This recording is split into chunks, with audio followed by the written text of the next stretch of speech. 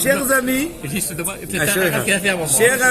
nous allons continuer l'étude de Messiat Esharim. On est toujours dans le 11e chapitre qui est très long et très doux, plus doux que long. Maintenant, on va le parler par rapport quand tu vas donner des conseils à ton prochain. On a enseigné dans le Torah Kohanim, Vaikra Yutet Yudalet, devant un aveugle ne donne pas un obstacle. Et nos sages ont expliqué, mis à part le sens propre de la chose, mais aussi au sens figuré. Devant une personne qui est aveugle dans un sujet. Elle est aveugle dans un sujet, ça veut dire qu'elle n'est pas consciente d'un obstacle. Eh bien, tu n'as pas le droit de donner un mauvais conseil. Par exemple, il te dit, une telle se marier avec la famille des Kohanim. Parce que Kohanim, c'est une famille très bien classée, très haut classée. Donc il faut aussi la haute gamme qui se marie avec. Tu dis, une telle se marie avec la famille de tel Kohen. Qu'est-ce que tu en penses? Tu vas pas lui dire, oui, elle est bonne, elle est apte. Tu lui dis ça, elle va vite. Et en fait, elle est inapte. Tu réponds, elle va vite. Tu es en train de le faire trébucher. Tu lui donnes un renseignement. Tu es en train de un renseignement erroné. Il vient te demander conseil. Il dit, vous qui êtes sage comme une image, je aimerais bien prendre conseil. Il dit, allez, dis, posez la question.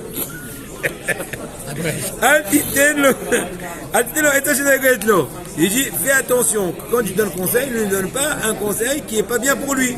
Dans le doute, abstiens-toi. Nos sages disent, apprends à ta bouche à dire je ne sais pas. Quand tu ne sais pas. Si tous les lundis je dis je ne sais pas, alors on ne reçoit même pas de public. Mais quand tu es capable de répondre des fois oui, mais n'aie pas honte aussi de dire je ne sais pas quand tu ne sais pas.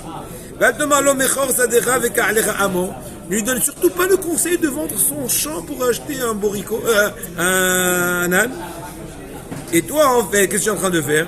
Tu es en train d'exploiter la situation pour venir lui acheter son terrain.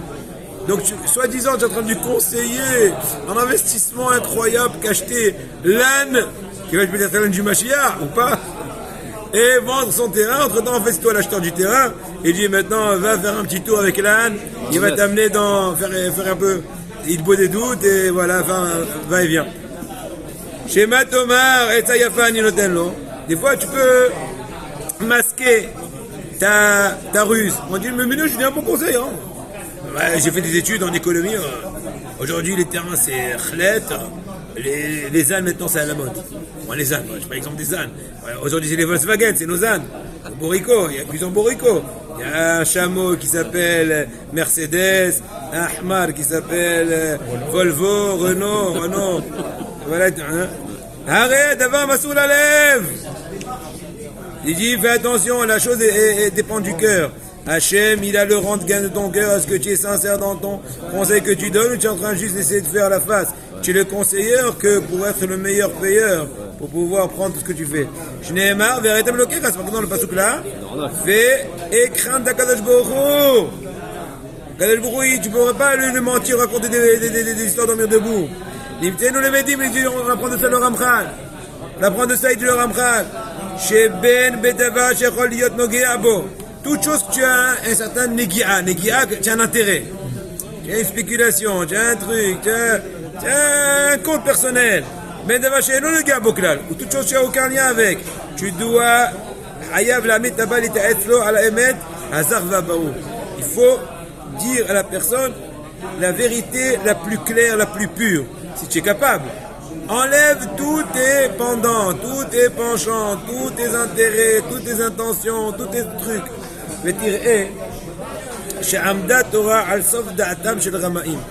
Regarde que la Torah a su scruter la fin de la pensée des personnes rusées, mal intentionnées, des laves, béchouftées, eskinan. Parce que, attention, on n'est pas en train de parler de personnes qui sont idiotes. Je suis en train de donner des conseils, que le mal de ce conseil-là, personne ne va venir te dire, Majal, Yeshua, va acheter des actions en Iran. Attends, c'est acheter des actions aux enfers, Jehannam. Bon, c'est un exemple aléatoire. Et là, on parle des gens qui sont très bien diplomates. Il est en train de t'expliquer une demi-heure ou 2 heures l'importance d'investir dans le truc. Mais dans le fin fond, il est en train de se préparer un squattage. כן? מן הריבה עברו באמת. הרסוב העניין לא לטובתו של עברו, כי אם לרעתו ונעתו של מייעץ. Donc, על כן אמרו, שמה תאמר עץ היפני. C'est pour ça que nos sages ont dit qu'on parle de personnes très futées, très fines, entre guillemets, que l'erreur est camouflée et quand même fait attention. Et kama nirchalim bnei adam be'ele ataim, combien les gens se trompent dans ces fautes-là, yom yom, de jour en jour. Miotam keruim ve'olchim letokef emet habetza. Ils ont tout le temps, ils courent après la passion de l'argent. On a bientôt fini. Le verset a déjà dit la gravité de la punition grave qu'ils ont sur cela. Maudit celui qui fait tromper, qui porte à la confusion, qui fait tromper un aveugle. Encore une fois, un aveugle mis à part le sens propre, mais aussi au niveau de conseil. Au contraire, il dit le Ramchal. L'obligation d'une personne droite. Quand une personne vient se concerter avec lui, c'est à partir de l'âge de 50 ans, c'est marqué Ben Hamishim la Etza. Ben Arba'im la Bina. Arba'im c'est la Bina. Pas Bina Menachotit. Bina c'est le Gdoucha. Bina Menachotit c'est Menachotit. Mais par contre, Ben Hamishim c'est la Etza. À partir de 50 ans, tu as Etza. C'est quoi ça? J'ai pas encore 50 ans. J'ai bientôt 49 en fin de mois. Le Kavzaïn Tammuz, j'ai 49. Et bon, il faut que je prépare. En tout cas, je suis pas capable, je sais pas. Mais en tout cas, Ben Ramashim la Etza, il te dit le Ramchal. Il faut donner des conseils. Shayahu notel atzmo mamash. Tout ce que tu t'aurais concerté à toi-même, conseillé à toi-même, souhaité à toi-même, espéré à toi-même, dire à ton fils, tu le dis à ton ami. Cherchez que son bien de la personne qui vient se concerter. Pas aucun autre but, loin ou proche qu'il soit. Il te dit, écoute, je me sens incapable de le concerter, de lui donner un conseil parce que je suis touché. S'il va acheter, il va faire une concurrence. Imaginons, il va acheter telle boîte, il va faire une concurrence avec moi, ça va faire des difficultés. Donc, je vais rien lui dire.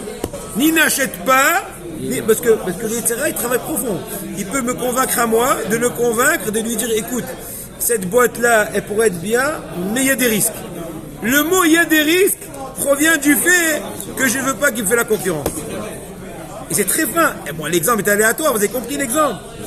Mais Imla, si tu ne te sens pas capable, eh ben dis, écoute, je ferme le bureau de conseil. En fin de compte, il faut que tu sois capable de lui conseiller son extrême bonté à lui, en effaçant tous tes intérêts. Si tu n'es pas capable, ou tu te sens comme Nogaya Badavar, non. Maintenant, par contre, des fois, c'est une personne qui est ramaille, tu as le droit aussi de le rouler. Si lui-même c'est un renard, je dis un renard et demi, un malin et demi. Avec une personne qui est dure, toi aussi tu lui fais des zigzags. Et c'est la façon de dialoguer, c'est le système de communication. Il a la même chose de Oshayaraki. Le prochain cours, on va déjà parler de la suite aussi de l'importance de la bouche, l'arrêt chilout et le lachon hara.